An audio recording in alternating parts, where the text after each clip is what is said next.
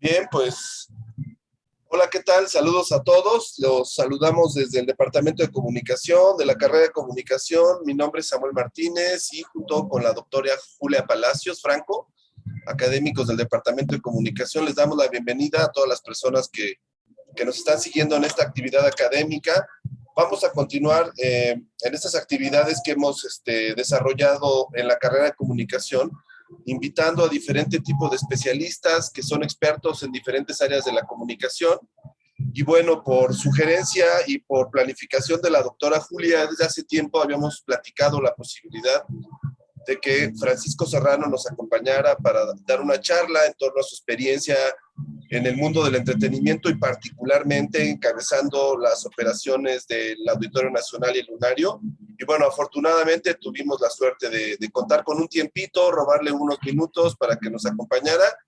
Y pues le agradecemos mucho y sin más, como ustedes saben, en estas charlas lo que hacemos es dialogar con los invitados para que compartan algunas de sus experiencias, nos den recomendaciones, nos den algunos tips para formarnos mejor, los estudiantes que en el futuro se quieran dedicar a esta actividad como la de Francisco o a otras. Así que bueno, estamos encantados de esta charla y les damos la bienvenida.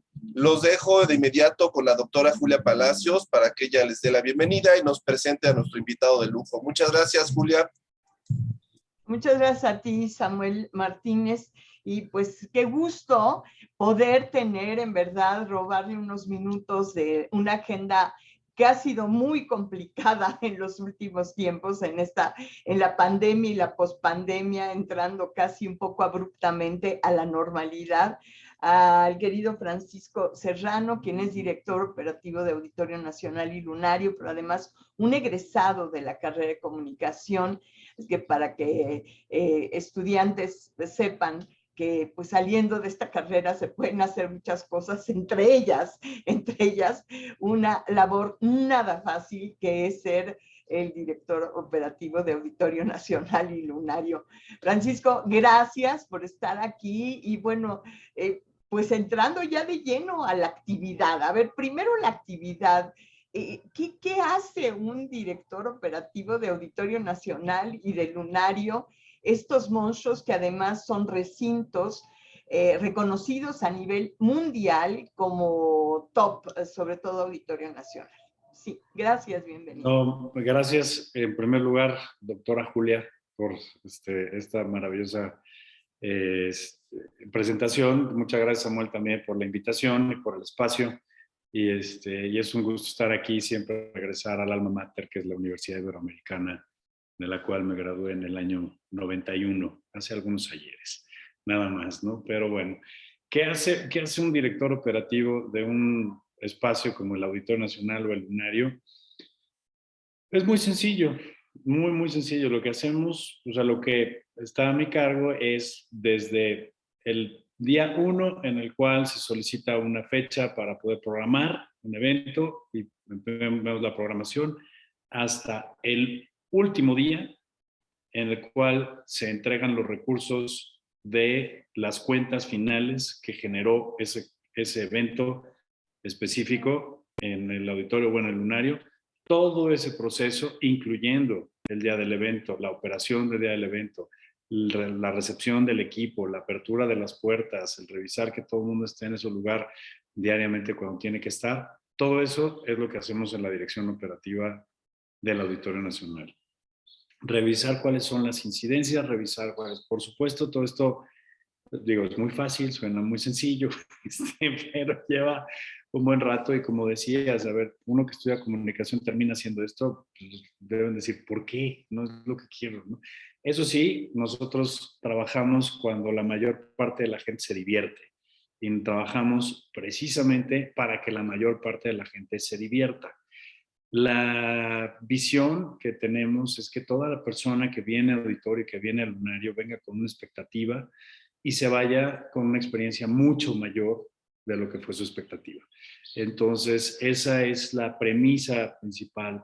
Además de estar siempre, como bien decías, en los primeros lugares. Auditorio el año pasado fue nominado como mejor recinto internacional de la década por el Polestar Magazine y el lunario bueno, durante 9 años seguidos hemos sido el recinto que más boletos ha vendido a nivel mundial, hasta antes de la pandemia, por supuesto, y vendemos más de 1.2 millones, 1.3 millones de boletos al año, y estamos en el lugar número 1, además de los recintos de la categoría de 5 a 10 mil localidades. Arriba de esto solamente están las arenas, ¿no? Y los estadios, pero las arenas y los estadios representan un rubro particular y distinto. Si nosotros contabilizáramos todo esto también, Auditorio quedaría en el lugar 3 a nivel mundial, solamente por abajo del O2 Arena de Londres y de la Arena de Saitama en Japón. Es decir, que incluso hasta por volumen, Auditorio vende más boletos que muchos recintos que tienen más capacidad a nivel mundial. El caso del Lunario, para ser un recinto que tiene solamente 500 lugares sentados con nada más espacio para 1,200 de pie, siempre ha estado rankeado entre el lugar 62, 53, 69 de los mejores clubes a nivel mundial. Entonces, eso participando desde recintos como emblemáticos como el Fillmore, que conoces bien, entonces, o como el 930 Club de Washington, o todos los diferentes clubs of blues que hay a lo largo de Estados Unidos, ¿no? Entonces, es un reto muy interesante y es una actividad muy apasionante el estar vinculados a esto que llamamos Auditorio Nacional. ¿Qué somos? Somos una entidad de gobierno, pertenecemos a la Secretaría de Cultura Federal, y también nuestro jefe también es el gobierno de la Ciudad de México, es decir, somos una institución cultural nacional que trabaja con estándares internacionales, totalmente. Entonces, no tenemos ningún tipo de subvención privada, pública, absolutamente nada, no le costamos al erario y todo lo que hacemos es autogenerado. Ahora, estos 18 meses que pasamos, fueron 18 meses que nos sirvieron para muchas cosas, para replantear muchas cosas, como decías, ahora la gente durante la pandemia al principio no sabíamos cómo entrar a la pandemia y cómo vivirla, y ahora no sabemos cómo salir de ella. Entonces, es muy curioso. Si tú vas por la calle en la Ciudad de México, en donde ya desde la semana pasada está permitido salir al aire libre, caminar y circular sin el cubrebocas, el 85% de la gente o 90% de la gente lo sigue trayendo. Entonces, es parte de la costumbre de la gente estar comportándose de esta manera, ¿no? Lo mismo sucede, nos ha costado trabajo a todos, estamos en todas las industrias, que de alguna forma regresar a una actividad en la cual nos tuvo entumidos durante un rato. Entonces, entumidos incluso hasta para pensar. En el caso nuestro no fue así, nosotros tuvimos que reagendar durante estos 18 meses, tuvimos que reagendar cerca de 70 eventos. Entonces, todas las semanas teníamos, y además utilizamos el tiempo para poder renovar parte de nuestro equipo, renovar parte de nuestra infraestructura, que es lo que hace también que Auditorio siga siendo lo que es. Entonces, cambiamos en estos meses, cambiamos todo el PA. Para quien no sepa, el PA es todo el sonido, el audio, tanto de Auditorio como de Lunario. Metimos también pantallas laterales nuevas, renovamos el circuito cerrado de televisión, cambiamos toda la iluminación completa de la sala. Entonces, quien no haya venido a Auditorio, se hicieron nuevas islas de alimentos. Entonces, quien no haya venido a Auditorio, les recomiendo que vengan. Y porque además, y que se apuren, porque hay así como lo decía, también hay una avidez por asistir de nuevo a estas liturgias que son los eventos, en donde pues todos tenemos un común denominador, que es disfrutar la expresión artística, que además es irreemplazable. O sea, es decir, pudimos haber tenido durante la pandemia todos los streamings que hubiéramos querido, tuvimos todos los streamings que quisimos, primero empezando desde la sala de tu casa, ¡ay, qué padre! Vamos a ver cómo se ve el artista en pijama desde su casa. A la semana y media estábamos hartos del artista en pijama en su casa. Y luego empezamos a ver otras cosas, empezamos a ver que se hacían desde foros, empezamos a ver que se hacían conexiones. Al principio todos nos conectábamos con nuestros amigos de la secundaria y de la prepa cada semana, para después mandarnos lejos, porque ya no queríamos saber nada. Nuestro chip cambió.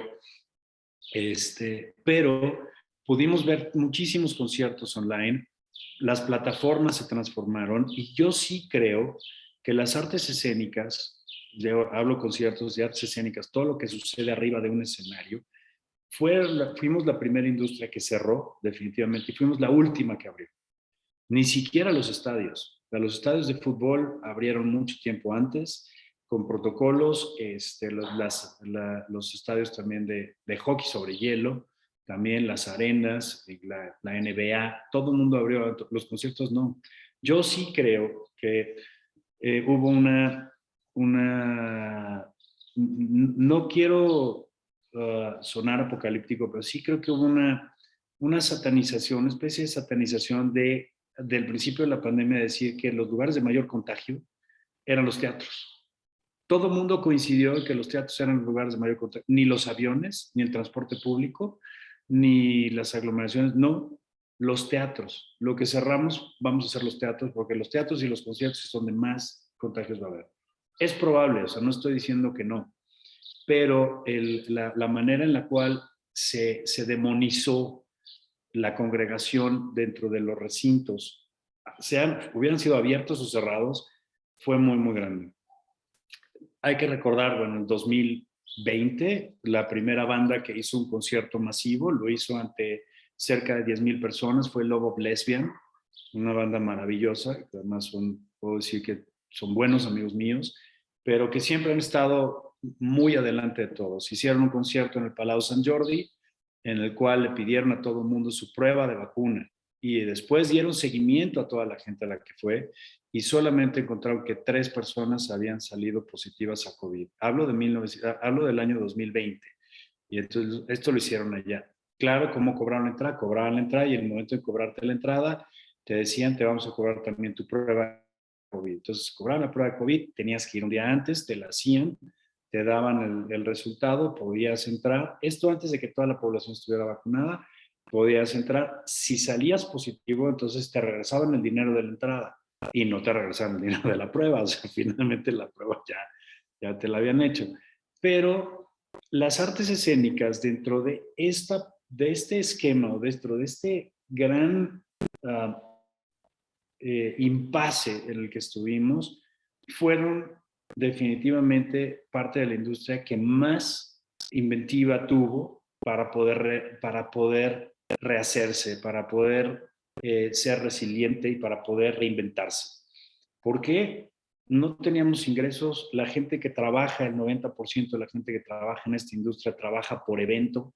Un escenógrafo o un diseñador de luces de un concierto, por ejemplo, trabaja por gira. O sea, él le vende al artista, le vende su trabajo y se lo vende por gira y va el operador, el ingeniero de audio, trabajan por gira y se contratan primero con Ricky Martin, mañana con Zoé, pasado mañana con Lupita D'Alessio y así van, ¿no? Entonces es esto, pero pues no hubo ingresos. No hubo ingresos y toda la gente tuvo que voltear a ver las otras actividades que había, las otras alternativas que había, que muchas de ellas fueron las plataformas. Vimos el crecimiento irrestricto de todas las plataformas digitales en todos sus formatos, metiéndose a todas partes, desde Apple TV hasta HBO. Vimos cómo se cambió el chip y cómo las plataformas empezaron a estrenar películas, sobre todo ahí en las plataformas. Disney estrenó grandes películas y grandes producciones de las plataformas, y ahora que ya pueden abrirse los cines, incluso lo sigue haciendo y lo hacen de manera simultánea. Entonces, nos enseñó la pandemia a pensar de manera distinta, a pensar de forma de cómo poder adaptarnos. El ser humano tiene esta gran capacidad de poder adaptarse a las condiciones más adversas. Si no, no habría humanos viviendo en el Polo Norte. Los esquimales no existirían, los beduinos tampoco existirían. Entonces, y sin embargo, sabemos sobrevivir ese entorno lo mejor, incluso cuando el entorno nos es adverso. Esto es lo que pasó con nosotros, esto es lo que pasó acá.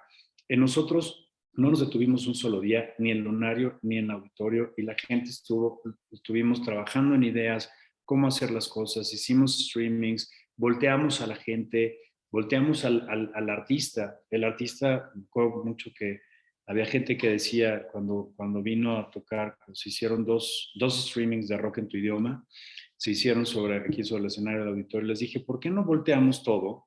¿Y por qué no hacemos que las tomas sean, la parte de atrás de tu escenografía sean las butacas vacías del auditorio y las iluminamos? Ese es un statement. O sea, eso es decir, si no de otra manera, subirte sobre el escenario, hacerlo en el Auditorio Nacional, ¿qué más me da hacerlo en una caja negra o en una bodega? Es exactamente igual. Si lo estás haciendo desde Auditorio Nacional, que se vea que es un Auditorio Nacional y está vacío. Y entonces, pero es una declaración de que estamos ahí, que necesitamos estar ahí, que esperamos a la gente. Y decía Sabo una cosa muy, muy interesante, dice, no me pesa que la sala esté vacía, lo que me pesa es terminar la rola y estar en silencio, ¿no? O sea, no escuchar ni siquiera el aplauso que escuchábamos era el aplauso de las 10 personas del crew que estaban ahí o que estábamos ahí y que no hacíamos más que aplaudir, pero era muy poco, ¿no? Entonces, a pesar de que sabes que la gente te está escuchando del otro lado, que compró un acceso para poder estar, pero la experiencia de estar ahí sí fue muy buena, pero no se compara nunca con la experiencia en vivo. Y eso es lo que yo ahora estoy viendo, que hay una avidez por volver a la escena, lo hemos visto. Además, tenemos una gran cantidad de oferta artística que hay en todos los niveles, desde teatro, conciertos, música, danza, todo. Hemos visto, o sea, los eventos que tenemos, Coldplay, 4 fechas, lo estamos comentando, ¿no? Ahorita. Grupo Firme. El Grupo Firme hace 15 días. Grupo Firme, 4 fechas en el Foro Sol. En fin, o sea, digo, no es cosa menor. Y la gente y los festivales en ceremonia, desde diciembre, el Flow Fest, el Corona Capital, el Vive Latino, estamos volviendo poco a poco a la vida y estamos viendo que la gente viene y además respeta las medidas sanitarias. O sea, eso es muy interesante, nos gusta verlo y nos gusta además compartir que la gente es responsable y además ahí es mi punto, o sea, es decir, si a la gente le dices bien cómo comportarse, se comporta. No había por qué satanizar tanto esa parte, ¿no?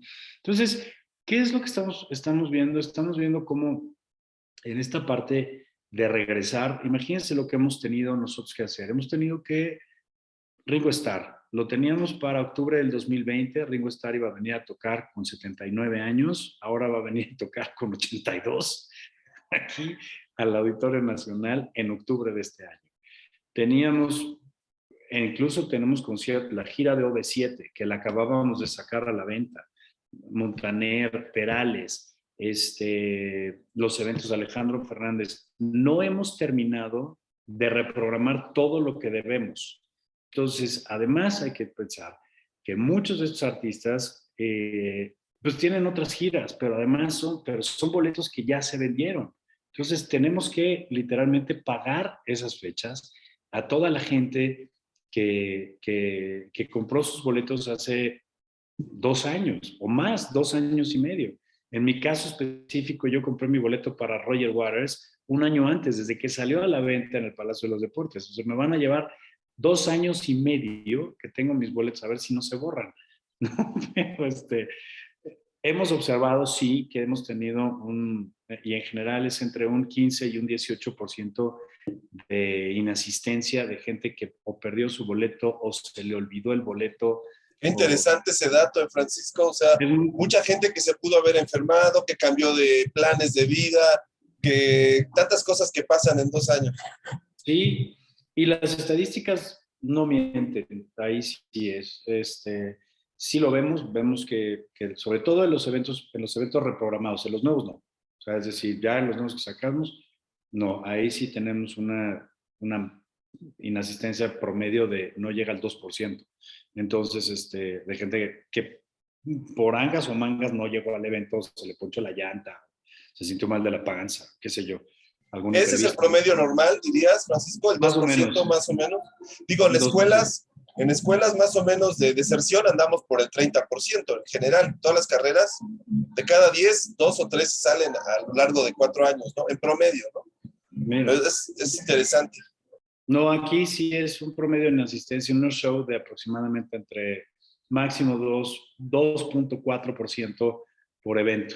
Es muy bajo, la verdad, porque la gente pues es algo que sí estás pagando. Pero en los eventos reprogramados, sí hemos llegado a tener hasta el 18% de evento boleto vendido que no se presentó. Entonces, que nunca ingresó en las lectoras, ¿no? Entonces, eso es interesante, es un dato que no deja de ser. Se les borró el boleto, como dices. Se les borró el boleto, pero de la cabeza. Entonces, pero sí, y nos pasa. A mí cuando me dicen, oye, estamos en eso. ¿Y qué es lo que sucede? Durante un tiempo nosotros abrimos, las autoridades nos empezaron a permitir abrir de manera paulatina. Y siempre estuvimos observando, imagínate que no observáramos las condiciones, por supuesto. Abrimos primero el 25%, e hicimos 2 shows de Franco Escamilla con 2,500 personas adentro de la sala. Es decir, poníamos 2 personas sí, 4 no, 2 sí, 4 no. Y así lo pusimos. Y la verdad es que, bueno, esos 2,500, las 2 fechas se agotaron. Eso fue en octubre, a principios de octubre. Ahí empezamos a ver que ya se quería medio revalorar o empezaba a haber una inquietud por regresar. Después nos abrieron al 75%. Entonces lo que hicimos fue evaluar cuáles eran los eventos que teníamos desde antes de la pandemia que no llegaban a los 7,342 boletos. Entonces, esos eventos son los que sí pudimos reprogramar cuando tuvimos el 75%, porque había eventos en los cuales, te invento, un Alejandro Fernández que había vendido 9,800 boletos, antes de pandemia, pues no lo podemos reprogramar porque estábamos fuera de parámetro. Entonces tuvimos que ir escogiendo pianito, poco a poco, de manera muy quirúrgica, cuáles eran los conciertos que sí podíamos reprogramar al 75% y llegar hasta ahí.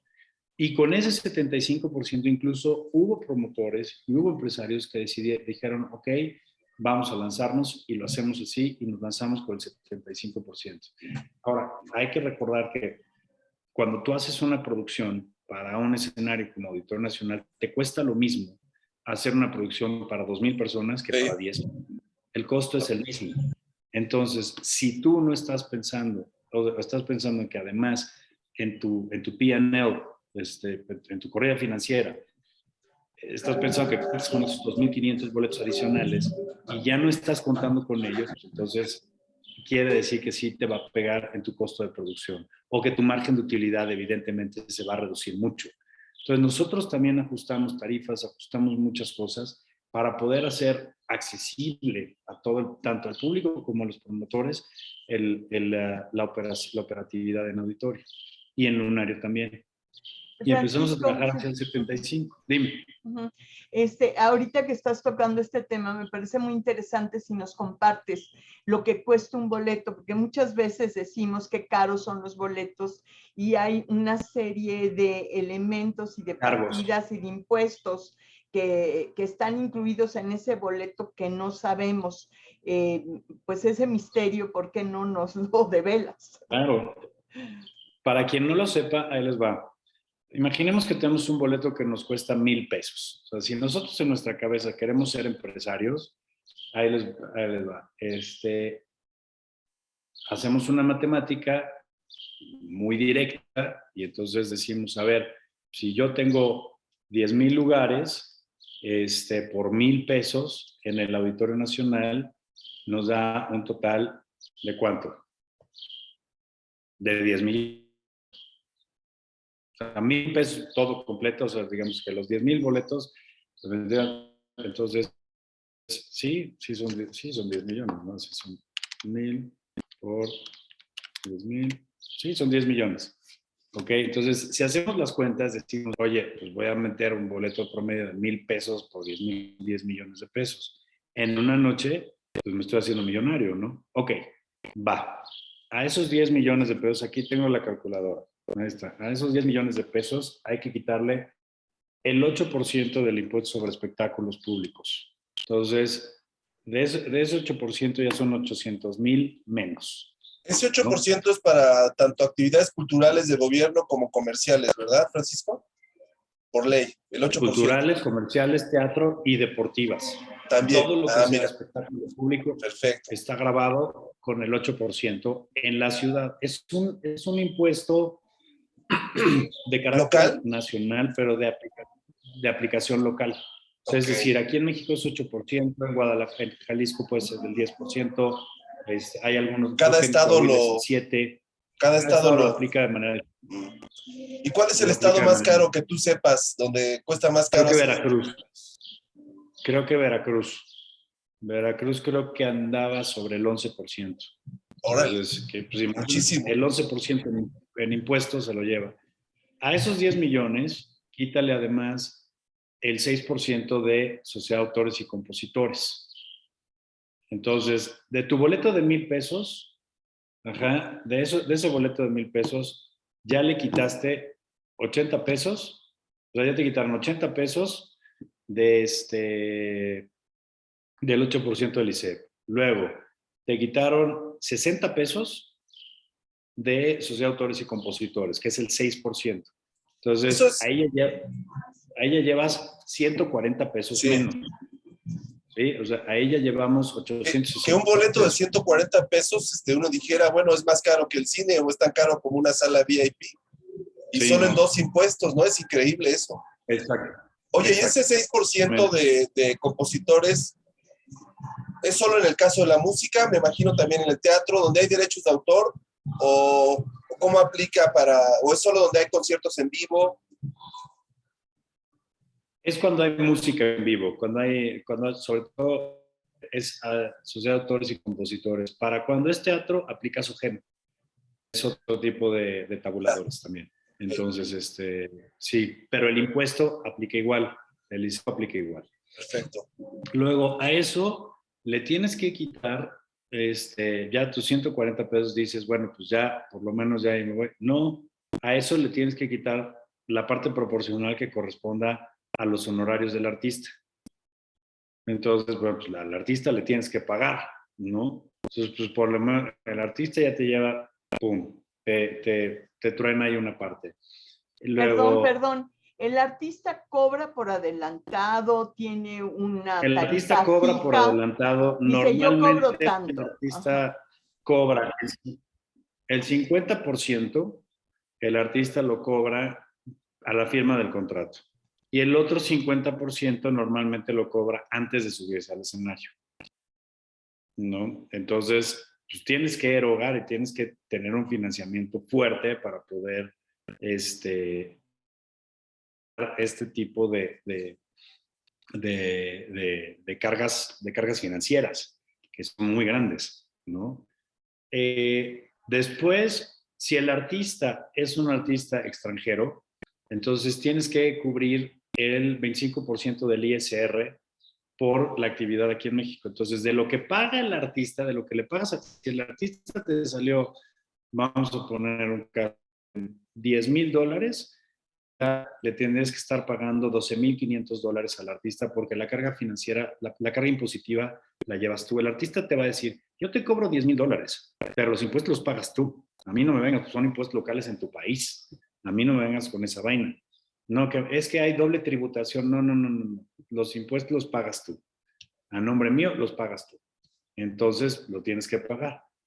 Súmale la producción del artista. Si el artista te pidió 120 metros de pantalla de LEDs, te pidió un Minimoog que ya de 1964 que utilizaba, no sé, Rick Wakeman y que ya no lo hacen, entonces lo tienes que conseguir. Entonces lo tienes que conseguir. A ver quién tiene un Minimoog que nos preste de 1,000 para sacar el sonido especial que nos está pidiendo este artista. Hay que rentar el equipo, hay que rentar todo el backline.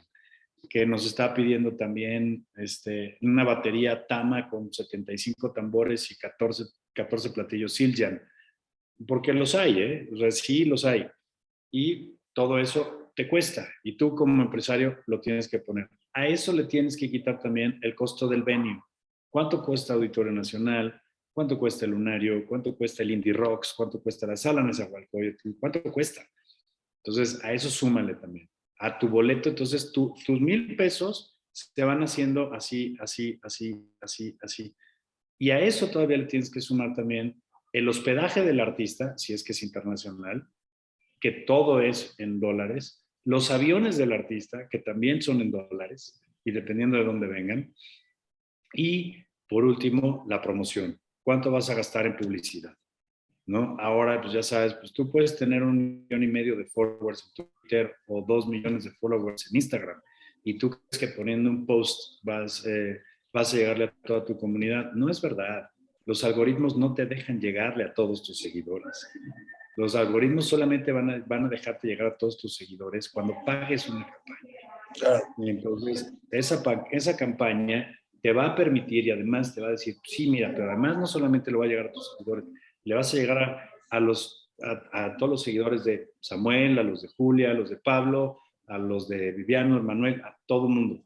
No solamente a tu 1,5 millones de seguidores. Pero si yo pongo un post, incluso a mis 3,000 followers que tengo en Twitter, que no es cierto, no llego ni a 1,000, pero si lo pongo ahí, no les va a llegar mi tweet a todos. Francisco, en el caso del auditorio, ¿el auditorio solo usa su sitio web y sus redes sociales para anunciar sus eventos? ¿O también hace promoción en algunos casos especiales? Hacemos promoción en algunos casos especiales, apoyamos mucho a los promotores. Sí tenemos unas redes que son robustas. Si me permites, voy a compartir la pantalla del auditorio para quien no la haya visto, para que le eche un ojito en lo que nos platicas esta parte. Ok. Ahí la estamos viendo.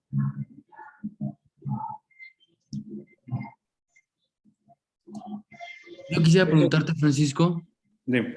pero entonces, ¿cómo funciona la cosa? Regresando al ejemplo, si quieres, el de Franco o el que quieras. O sea, ¿la gente, el artista va con ustedes y les dice, yo quiero una fecha en auditorio? ¿O cómo funciona esa?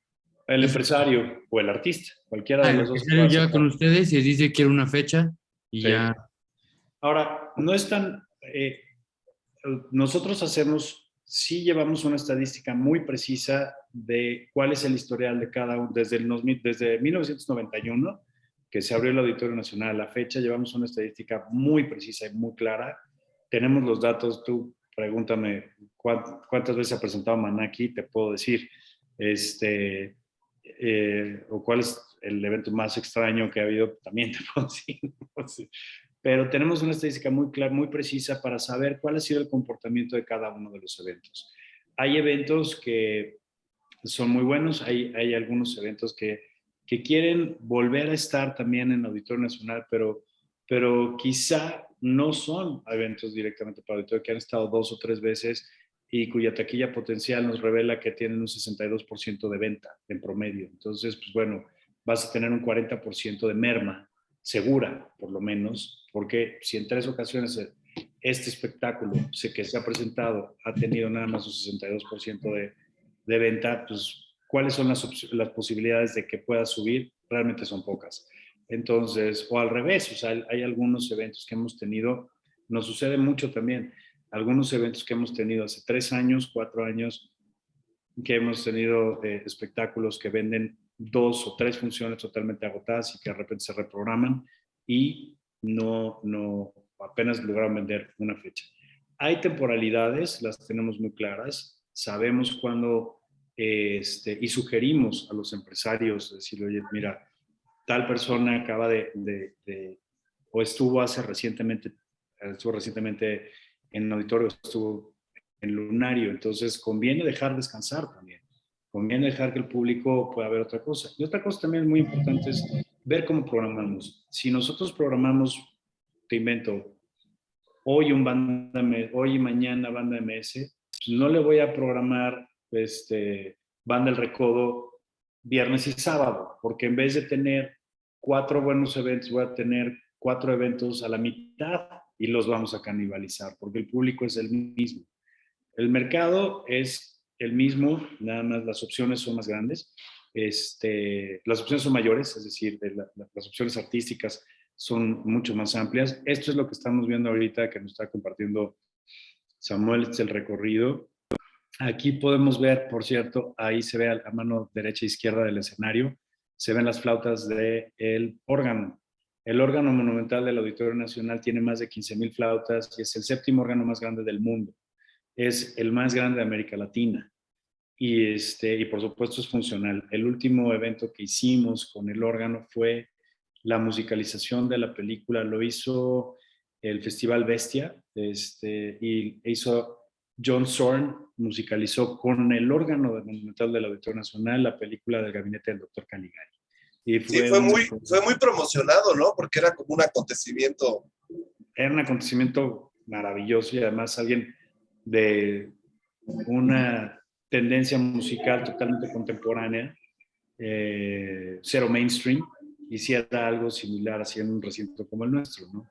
Entonces... Oye, sí, Francisco, fíjate, estoy pensando esto que nos platicaste que es muy interesante y poca gente lo entiende o lo valora. Esta especie de curaduría que tienen que llevar a cabo ustedes para ayudar a los propios talentos y a los empresarios a que su inversión sea redituable, ¿no? Por ejemplo, esto Sí. que decías de los géneros, de combinar los talentos, los espectáculos con todo lo que ustedes ofrecen. ¿Cuánto tiempo más o menos ustedes, por ejemplo, me imagino habrá veces empresarios más necios o más empedernidos que a fuerza quieren una fecha en un momento o en un periodo por su disco, por sus sencillos, por sus promociones? ¿Cómo manejan ustedes esa negociación? ¿Son muchas juntas las que tienen para llegar a acuerdos? ¿O ustedes son más estrictos en decir, solo tengo estas fechas y después lo dialogan? Es bien interesante porque sí depende del espectáculo que estemos planteando. De entrada, todo el mundo quiere viernes y sábado. Todo el mundo te pide viernes y sábado. Ok, hay 52 fines de semana, no hay más. A esos quítales los de vacaciones, los de Semana Santa, los del 24 de diciembre, primero, entonces te quedan cerca de 45 fines de semana. A esos quítales los puentes. A eso, entonces, si le quitan los puentes, que tampoco nadie quiere, te quedan 40 fines de semana. Entonces, es bien interesante cómo toda la gente, por supuesto, está buscando lo mejor para ver eso. Y si no y es evidente porque hay muchos espectáculos que sí son de una temporalidad que buscan el fin de semana. Hay otros que no necesariamente, digo, Ringo Starr, quien le gusta a Ringo Starr lo va a venir a ver en lunes, en martes, o en jueves, domingo. O sea, es decir, o Coldplay, por ejemplo, ¿no? O sea, no tienes ningún problema para eso. Si quieres venir a echarte un bailongo con la Sonora Santanera, probablemente te guste más hacerlo el jueves o el viernes, ¿no? Hay muchas cosas en el caso específico de Lunario. Buscamos que hay un comportamiento en México, por ejemplo, entre semana, normalmente sí la gente de arriba de 30 años o 35 años suele ir a los eventos que son para mayores de 35 años porque son gente que tiene hijos pequeños y que puede tener la posibilidad de dejarlos en casa con alguien. En fin de semana no. En fin de semana son días para estar con la familia o para estar con los hijos pequeños. Entonces, los espectáculos para jóvenes normalmente son, ahorita ya están para todos los días, pero normalmente sí son en jueves y viernes o viernes y sábado. Entonces, de 18 a 25. Pues, los espectáculos para niños, pues sabemos perfectamente, son los domingos a la 1. O los sábados por la tarde, los domingos en el matiné o por la tarde, ¿no? Entonces, estas temporalidades las tenemos que tener muy, muy claras para saber ofrecer y poderle ofrecer a los empresarios y a los artistas las mejores opciones que tenemos en la agenda. Hay alguien que te llega y te dice, oye, pues es que quiero hacer 17 fechas. Pues no tengo 17 fechas. ¿Con qué me vas a garantizar que las 17 fechas las vamos a hacer? Pues no me lo puedes. ¿Por qué no mejor si haces una gira muy grande, empecemos aquí, hacemos 3 y luego regresas y hacemos otras 3, ¿no? Y entonces vamos viendo el resultado, cómo se va haciendo y entonces hacemos el ciclo y damos oportunidad general a todo el mundo. Es una labor de mucha filigrana, de bordar muy fino, muy, muy fino, para evitar también que la gente, o sea, que nosotros mismos nos no estemos metiendo el pie. Claro. Porque sí, O sea, se cuida la imagen, obviamente, del recinto, se cuida la marca, ¿no? El valor del espacio. Sí. Y además, pues digo, tenemos que tener muy claro que nuestro brand value es muy importante para nosotros. El Auditorio Nacional es el recinto, es la cúspide de la carrera de un artista. Sabemos que hay recintos mucho más grandes que nosotros, pero Auditorio Nacional es Auditorio Nacional. Es decir, y la gente muchas veces, el artista mide en el número de auditorios su carrera. Pues, ¿no? ¿Cuántos auditorios has hecho? Y ese es el que más, siguiente pregunta, el que más auditorios tiene es Luis Miguel. Sí, tiene 250 fechas y el que más le seguía era Juan Gabriel, con cerca de 200, si no me equivoco, 210 por ahí. Entonces, oye, Francisco, digamos, entonces entiendo que el Palacio de Bellas Artes, para poner otro ejemplo, sería un venue, un espacio igual muy similar al auditorio en el sentido de que pertenece al gobierno, aunque claro, con otras características, otra historia, otra función, otro componente, digamos, histórico. Y yo pensaba, ¿tú crees que el gobierno mexicano jamás volverá a invertir en la creación, en la planeación de recintos como el Auditorio Nacional? Que la creación del auditorio, junto con otros auditorios estatales o de gobierno, ya fue una etapa de México del siglo XX que ya no se va a volver a repetir.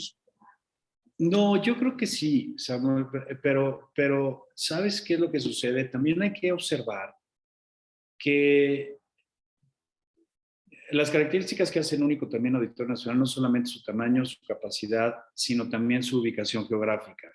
Estamos en una de las zonas más privilegiadas de la ciudad. Y en el caso específico de otros recintos que se han abierto a nivel nacional, tenemos el caso de Pabellón M, que en Monterrey, que es un muy buen sitio. Tenemos el caso, la consola del órgano. Y Pabellón M, tenemos el caso nuevo, el de la arena, que es abierta, pero es el de la arena GNP, que acaban de abrir en Acapulco, que está prácticamente junto a Mundo Imperial, que es también otro auditorio, el Auditorio Telmex de Guadalajara. En Guadalajara está el Conjunto Santander de Artes Escénicas, que tiene espacios maravillosos. Pero también otros como... ¿Qué me refiero con eso? No, hay una que se llama... ¿Se está cortando un poquito o estoy viendo mal? Sí. Sí, Francisco, creo que se está cortando un poquito. Se fue un poquito su audio, tal vez si podemos quitar nuestras imágenes. Ajá, sí. Si podemos quitar nuestros videos y escuchar a Francisco, a ver si ahí se descongela. ¿No, verdad, Soto? A ver, voy a... En lo que se conecta.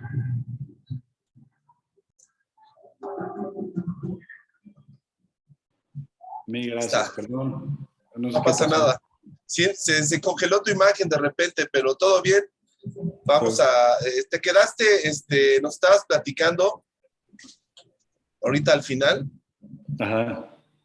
De los otros recintos. Exactamente, y que la mayoría son privados, Francisco, o sea, ya no es dinero público. No, muchos son estatales, queriendo reproducir también el modelo de auditorio.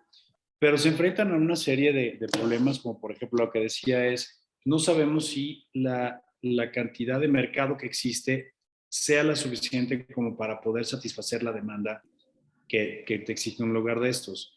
En Estados Unidos, a mediados de los años 2000, o sea, del 2000 a 2010, lo que sucedió fue que hubo una proliferación de centros culturales por todo Estados Unidos. Entonces, todas las ciudades empezaron a tener una sala de conciertos, un teatro, un museo y una sala para danza.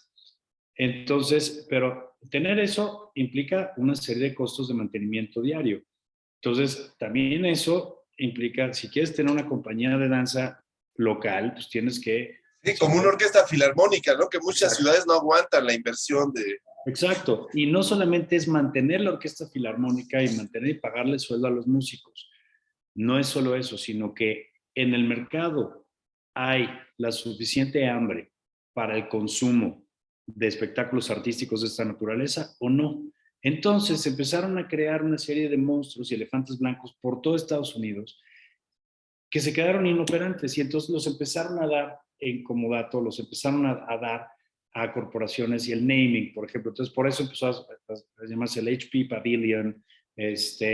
Ya después las grandes marcas empezaron a financiar y a ponerle su propio nombre. El Kodak Theater, las marcas, los namings, ¿no? ¿Por qué? Porque solitos no iban a poder, porque además de todo hay que hacer una campaña general. Pues si estás en Toledo, Ohio, o estás en París, Texas, pues bueno, si abres una arena para 30,000 personas en París, Texas, pues tienes que pensar que tienes que traer gente de todas partes alrededor, ¿no? Entonces, en el caso de México, ¿se ha cometido en algún lugar que tú identifiques algún tipo de equivocación a la hora de invertir en uno de estos grandes espacios? Pues mira, me apena decir que yo creo que hay un auditorio muy bonito que es el de Coatzacoalcos. Muy, muy bonito, pero que no tiene la suficiente programación que yo creo que les gustaría tener. Entonces, no puede ser solo un capricho empresarial o de gobierno, ¿no? Tiene que ser planificado, como tú dices. Sí, tienes que hacer un estudio de mercado y saber cuál es el potencial de compra de la gente, qué tipo de espectáculos. Oye, Francisco, y hablando justamente de eso, yo me imagino que en tu área, en el área en la que tú estás encabezando, pues son especialidades, ¿no? Sabemos que existe la mercadotecnia orientada al entretenimiento, a la música, al teatro, a la danza, que todo esto de lo que platicamos de públicos, pues son estudios de consumo cultural, de economía de la cultura, o sea que no es nada más hacer eventos y traer artistas, ¿no? Sino que hay una especialidad.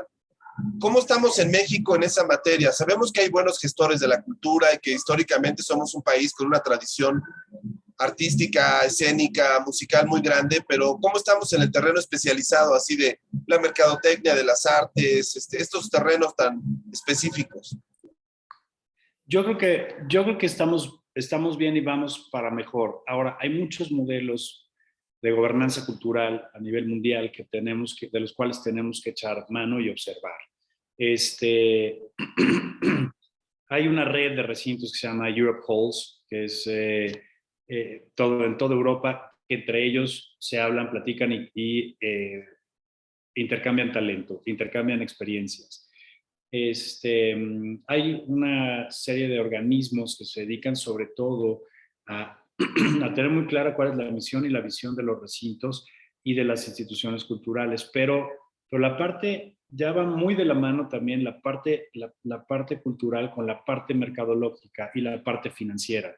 Tú no puedes disociarla de ninguna manera, o sea, es decir, puedes ser un buen funcionario, pero si no sabes cuánto te cuesta un espectáculo y cuánto vas a tener de retorno de inversión, aún a pesar de que seas una entidad cultural en la cual puedas ir a fondo perdido, es decir, tengas el dinero para pagar una orquesta filarmónica de Berlín y traerla y presentarla en el Palacio de Bellas Artes, pues aritméticamente nada más, ¿a cuánto tendrías que vender el boleto nada más para poder pagar una taquilla con la taquilla? Eso.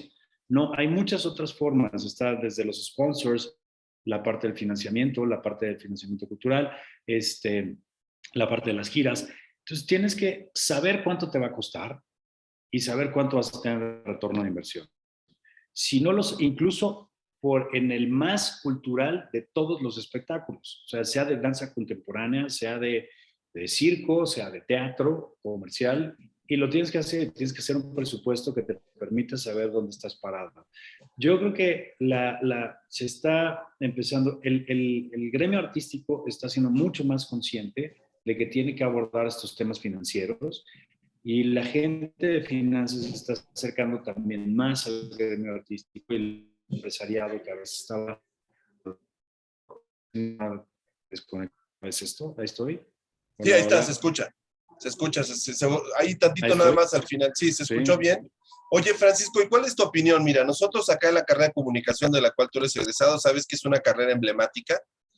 Pero pensando nosotros en el grado de especialidad que requiere ya esta área de entretenimiento, mezclando finanzas, mercadotecnia, producción, todo lo que se mezcla para generar buenos gestores o buenos productores o buenos, pues sí, buenos directores de espectáculos y del campo del entretenimiento.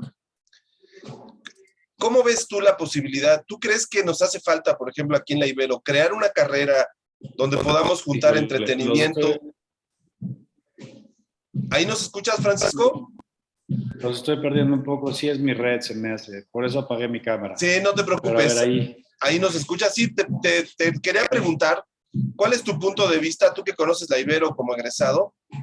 ¿Crees que en la Ibero, y particularmente en nuestra carrera, acá en el Departamento de Comunicación, debamos de ir pensando en la creación de una carrera donde se mezcle el entretenimiento con la gestión cultural, con la difusión cultural, con todas estas habilidades vinculadas al sector cultura y entretenimiento específicamente?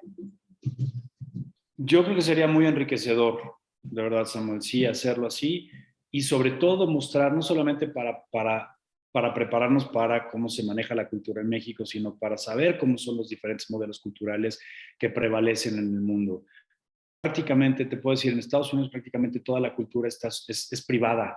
Todo lo que sucede, los museos son privados. ¿Por qué? Desde los museos, muchos de las salas de concierto, el financiamiento del Metropolitan Opera es privado. ¿Pero por qué? Porque hay una gran tradición de altruismo, de mecenazgo y sobre todo de retribución a través de de estímulos fiscales que pueden aplicarse a las artes, pero muy bien establecidas y muy bien dirigidas, ¿no? A diferencia, en algunos casos, por ejemplo, Francia, la cultura está muy estatizada, claro. Alguna parte de la cultura está muy subvencionada, ¿no? También en México tenemos el híbrido y cada vez hay más gente que se está metiendo en la parte privada. Pero sí es muy importante, sobre todo, hacerles ver a los estudiantes que lo primero que tiene que haber es una curiosidad, hambre y curiosidad por saber y por conocer. Lo que dices es, pues no es, digo, en mi caso específico yo estudié comunicación, pero tengo 3 especializaciones en finanzas, en mercadotecnia, en periodismo internacional y en comunicación internacional. Entonces, sí y me gusta, más me gusta seguir aprendiendo y seguir leyendo y meterme, estar en todos lados, asistir a cursos, en fin, me gusta mucho toda esa parte, ¿no? Pero sobre todo generar la curiosidad por ver cómo sí, no cómo no, hacer las cosas. Claro, ¿no? De acuerdo. Muchas gracias, Pablo, Pablito. ¿Querías preguntar algo? Sí, de hecho le voy a preguntar hace ratito, pero no quería interrumpir. Quería preguntar como para acabar de dimensionar, pero prepandemia, porque ahorita ha cambiado todo. Prepandemia, más o menos, ¿de cuántos eventos habían al año en el Auditorio Nacional? Es decir, de los 365 días del año, ¿en cuántos había un evento ahí? El promedio, Pablo, son 258, 260 eventos al año. No, sí, sí. O sea, es decir que 5 de cada 7 días tenemos eventos. O sea, en ese sentido, como tú dices, pues se entiende por qué es tan exitoso el auditorio versus tantos otros espacios que hay en México o fuera de México, ¿no? En América Latina, sí, que tengan ese nivel ese ritmo de trabajo, de producción, es increíble. Sí, y sobre todo, por ejemplo, que hacemos, sí buscamos que la gente llegue a casa, llegue a auditorio y se sienta en casa y no se tenga que preocupar prácticamente por nada más. Desde que llega tu loading, te decimos cómo hacer, está nuestro equipo de producción y trabajamos como reloj. Hoy salimos a las 2 de la mañana de un montaje, a las 2 de la mañana ya entra el siguiente montaje y estamos así, 24/7. ¿En tu caso tienes que estar en esos horarios también, Francisco? Me imagino, porque a veces habrá crisis, situaciones difíciles, momentos inesperados en los que te despierten. Sí, por supuesto. No, pero me duermo muy tarde y me despierto muy temprano. Yo normalmente con 5 horas y media, 6 de sueño estoy hecho. Entonces me levanto todos los días a las 6:15 y no me duermo antes de las 12 de la noche, nunca. Entonces también tienes que estar un poco salvaje para trabajar en este industria. Claro, cómo no. Una de las cosas que decía estuve una vez en un panel y comentaba que, bueno, y era un panel que tenía que ver sobre todo con salud mental en la industria de los espectáculos en vivo. Entonces sí comenté, yo dije, lo primero que tengo que decir es que ya de entrada quien escoge estar en este tipo de industria ya tiene un problema mental. Entonces, sí, pues es que... Ya es de considerarse porque tienes un nivel muy alto también de tensión, muy, muy alto. Sí, claro, siempre hay nervios por empezar, por inaugurar, claro, sí, ¿no? Es todo un tema. ¿Cuánta gente trabaja contigo en la operación, más o menos? ¿Qué volumen de personas? Normalmente para un evento, no todos son de base, tenemos eventuales, pero normalmente somos 350 personas trabajando para un evento normal.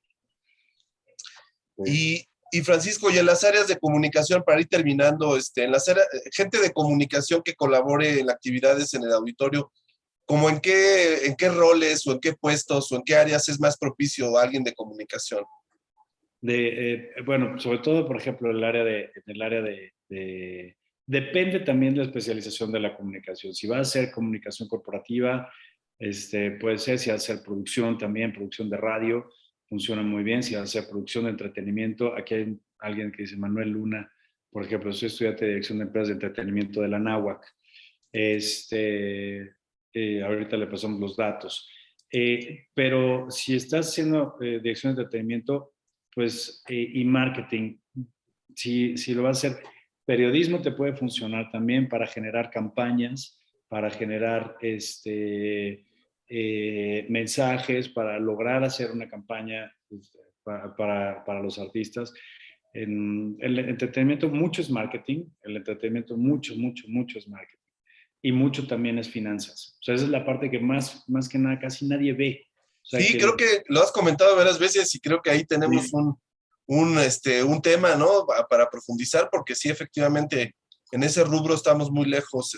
Siempre Julia lo comenta hablando de entretenimiento, pero bueno, más ahora hablando de cultura, creo que sí es fundamental, ¿no? Sí. Hablando de cultura, hablando de entretenimiento, hablando de todo, pues tienes que saber y hacerlo. Además, nuestra misión es hacer eventos, es tener un recinto que sea rentable y hacer eventos que sean rentables y que la gente regrese porque lo que hicieron aquí fue un buen negocio. Entonces, eso es la parte fundamental también. No solamente la parte de la difusión cultural, que lo hacemos porque tenemos proyectos como el Metropolitan Opera de Nueva York, que es la ópera que presentamos aquí los sábados, el National Theatre, que lo hacemos en el Lunario, las mismas lunas del auditorio, es un proyecto de difusión cultural muy importante, es la beca María Grieber también. Entonces, pero no dejan de ser, no deja de ser, más bien, el core de nosotros es generar utilidades y ayudar a generar utilidades a través del entretenimiento. Eso no podemos dejarlo nunca de lado, ¿no? Eso claro. Sí. No muy bien, querida Julia, no sé si quieras preguntar o pues comentar algo. Yo creo que ya dejamos ir a Francisco, ya lo secuestramos un buen rato, pero es un tema de un cuento de nunca acabar y bueno, pues te agradecemos muchísimo. No, hombre, y también queremos ver si podemos ir en algún momento en vivo, ahora que ya estamos en pospandemia, para conocer las entrañas del auditorio. Yo he tenido la oportunidad de hacerlo y sobre todo, por ejemplo, estar parada en el escenario, ver los camerinos. Es una sensación muy especial de descubrir cómo son las tripas del entretenimiento y de un recinto tan hermoso, que es además nuestro Auditorio Nacional, ¿sí? No podemos decir eso con mucho orgullo, y que lo tienen impecable, ¿no? Esa es parte del encanto, ¿sí? Pues nada más, agradecerte cuando mucho. quieran, mi querida Julia. Sí, nos organizamos, cómo no.